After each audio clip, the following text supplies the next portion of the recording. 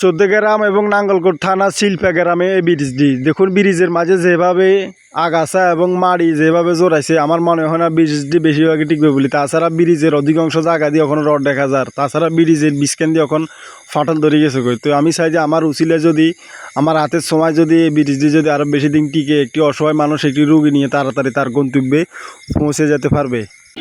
তাদের কাছে আমার মনে হয় যদি সমর্থন থাকতো এদেশের রাস্তাঘাট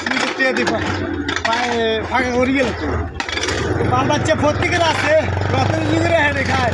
আর আপনাদেরকে গেছিলি মানবিক কাজগুলোতে যদি পারেন একটু শেয়ার করে দিয়ে তাছাড়া দিকে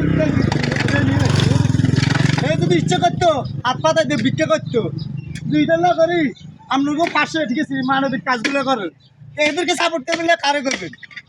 এদেরকে সবসময় ভালোবাসে। রাসেল ভাই খবর দেওয়ার সাথে সাথে আমরা ব্রিজে আসি। যখন এই ব্রিজে আসি এইগুলো দেখি আমাদের কাছে অনেক খারাপ লাগলো। দেখুন ব্রিজের মাঝে যেভাবে শেওলা ধরে গেছে, ওই ব্রিজটি আমার মনে হয় না বেশি দিন টিকবে বলি। তাছাড়া এই ব্রিজে রড দেখা যাচ্ছে, অধিকাংশ সাইডে দিয়ে রড দেখা যাচ্ছে। আর তাছাড়া যেভাবে দেখুন টান দিলে যেভাবে হল্লা উঠে লাগে, ব্রিজের অবস্থা অনেক খারাপ। তাছাড়া ব্রিজের মাঝে যেভাবে ফাঁক দেখা যাচ্ছে, আমার মনে হয় না ব্রিজটি বেশি দিন টিকবে বলি। তো ইনশাল্লাহ আমাদের উসিলা যদি মাড়ে যদি সরানোর উসিলা যদি ব্রিজ দিয়ে আরও বেশি দিন টিকে, তাহলে আমি মনে করবো যে দুই থানার মানুষ এখান দিয়ে সুন্দরভাবে চলাচল করতে পারবে। একটি অসহায় রুগী নিয়েও একটি গাড়ি তাড়াতাড়ি তার গন্তব্যে যায় পৌঁছতে পারবে।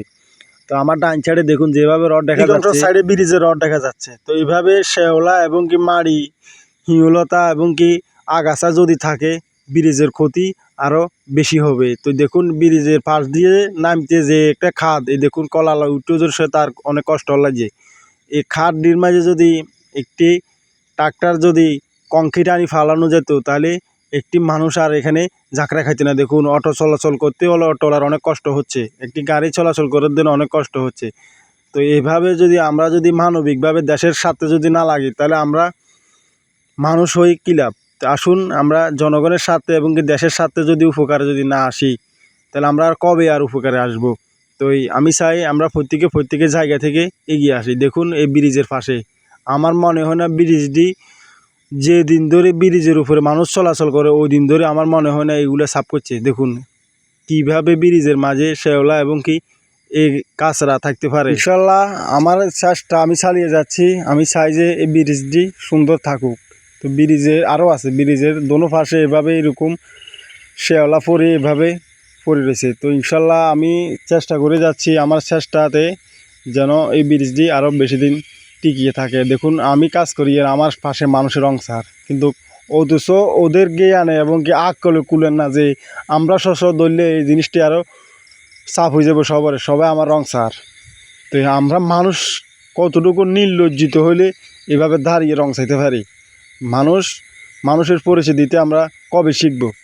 তো এই দেখুন এই রাস্তাটি অনেক বড় একটি সড়ক এবং কি যাতায়াতের রাস্তা। তো সবাই ভালোবাসা দিয়ে পাশে থাকবেন। ধন্যবাদ।